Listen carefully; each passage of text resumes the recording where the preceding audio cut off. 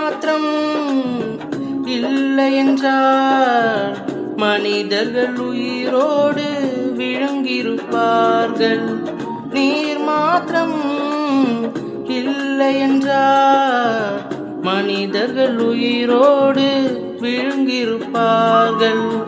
நிற்பதுமே நிலைப்பதுமே நிற்பதுமே நிலைப்பதுமே கிருபையினால் தான் வாழ்கின்றேனே, கிருபையினால் தான் வாழ்கின்றேனே.